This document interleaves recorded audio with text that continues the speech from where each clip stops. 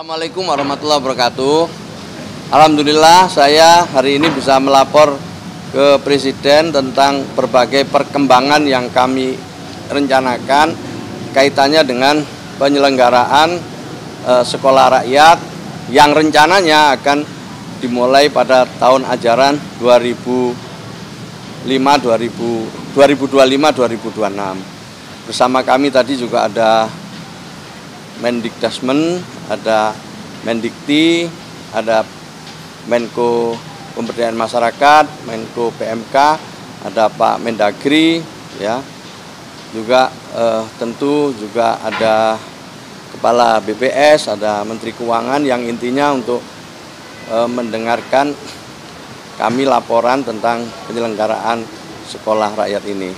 Nah, pada prinsipnya Presiden meminta apa yang telah kami rencanakan itu terus dimatangkan, ditindaklanjuti, dan sebanyak mungkin daerah ya yang bisa berpartisipasi pada kesempatan pertama ini. Kami melaporkan per hari ini sudah ada lebih dari 50 lokasi ya, 53 lokasi lah tepatnya yang siap untuk menyelenggarakan sekolah rakyat ini. Namun demikian data terus akan berkembang karena 2-3 hari ke depan kami akan koordinasi dengan Gubernur, dengan Bupati Wali Kota, di mana persiapan yang kami lakukan itu paralel, mulai dari persiapan penerimaan siswa, kemudian pengadaan guru, tata kelola sekolah, ya, dan juga hal-hal lain lah yang menyangkut dengan beroperasinya sekolah ini. Perlu saya sampaikan bahwa yang akan bisa mengikuti proses belajar mengajar di sekolah rakyat ini adalah mereka dari keluarga yang ada di DTSEN, data tunggal sosial ekonomi, ya, khususnya di desil 1 dan desil 2. Nah, setelah itu baru dilanjutkan dengan tes akademik. Saya kira ini pengantar saya, nanti selanjutnya saya mohon mungkin tambahan dari Ibu Kepala BPS, sekaligus mungkin menginformasikan soal data tunggal sosial ekonomi nasional kita yang terbaru. Monggo Bu. Baik. Terima kasih Pak Mensos, melanjutkan tadi apa yang disampaikan oleh Pak Mensos, tentunya nanti untuk peserta sekolah rakyat akan datanya akan berbasis kepada data tunggal sosial ekonomi nasional.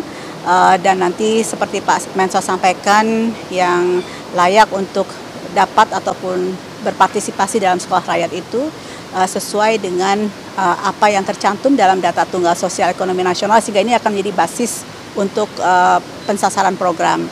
Yang kedua, juga kami tadi sudah kolaborasi dengan Bapak Mensos bahwa lokasi-lokasi yang 53 itu sebagian besar memang berlokasi di daerah yang membutuhkan sekolah, dan juga ya berlokasi di daerah yang memang jumlah orang yang kurang mampunya banyak. Jadi ini sudah sangat selaras dengan data-data yang ada di BPS. Demikian tambahnya Bapak, terima kasih. Ya, terima kasih. Ada jumlah? Oh, belum bisa dihitung ya, belum bisa dihitung, kalau sampai sekarang belum bisa dihitung. Tetapi kita akan menyesuaikan dengan kapasitas yang ada. Kalau ini sementara dari 53 itu sementara yang saya dapat tadi lebih dari 2.500 siswa untuk keseluruhan. Terus tadi kan disampaikan kalau kurikulumnya semua sudah ready berarti ya kan. Ini kalau untuk infrastruktur bagaimana? Karena kan kabarnya ada asramanya. Iya, makanya itu kita yang saya sebut 53 itu karena dianggap asramanya atau bangunannya sudah mencukupi lah. Ya, bangunannya sudah mencukupi, ada untuk sekolah, ada untuk asrama, ada untuk tempat ibadah, ada tempat untuk makan, ada tempat untuk olahraga, dan hal-hal lain yang dibutuhkan. Jadi memang kita ya harus memilih gitu yang memang mencukupi syaratnya untuk jadi sekolah rakyat. Dan lokasinya ada macam-macam ya, nanti saya kirim aja ya. Jadi karena cukup ya, ada di Jawa Timur, ada di Jawa Barat, ada di Jawa Tengah, ada di NTT, ada di Kalimantan juga ada, di Papua juga ada.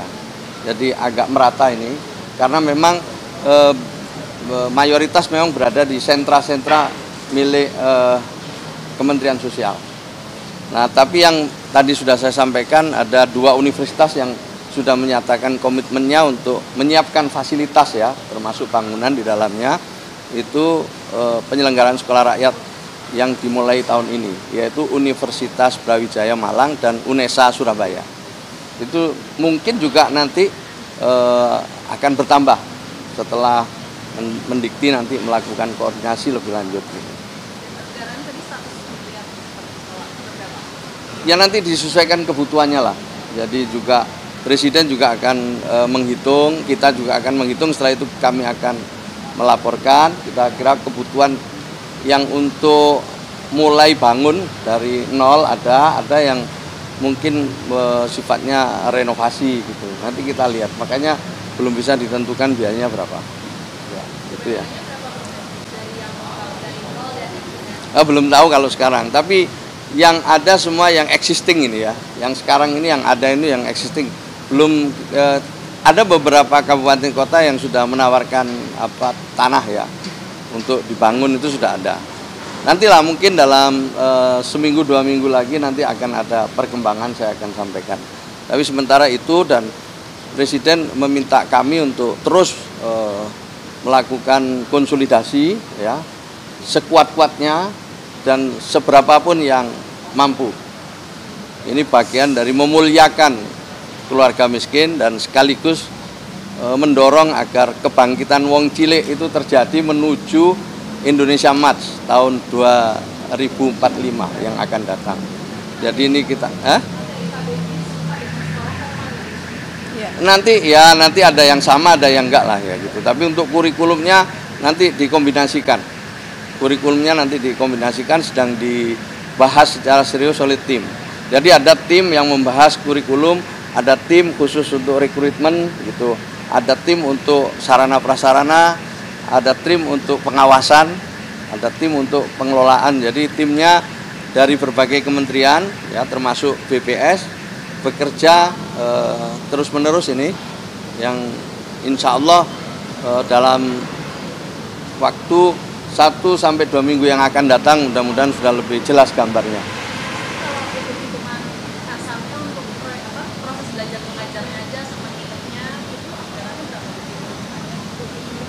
Memang idealnya itu ini kan untuk jenjang SD, SMP, SMA ya kan, dan alokasinya itu kira-kira ya 1.000 murid per satu sekolah. Ya belum bisa dihitung. Ini lagi tadi Menteri PU juga hadir untuk ikut menghitung. Ya kan yang renovasi, yang penambahan dengan yang baru kan beda gitu. Saya belum berani nyebut angka ya. Tetapi mudah-mudahan ya angka yang nanti ditemukan setelah dilakukan penghitungan yang cermat itu bisa dialokasikan. Karena tadi Bu Sri Mulyani juga ikut dalam rapat ini. Kalau tadi dalam rapat, sebenarnya anggaran ini akan diambilkan dari mana atau rapat? Oh ya, enggak sampai di situlah. Nanti kita tunggu aja. Yang penting ada arahan dari Presiden yang menurut saya cukup jelas. Untuk beberapa waktu ke depan ini kami harus menerjemahkan dengan baik. Itu dulu ya. Makasih ya.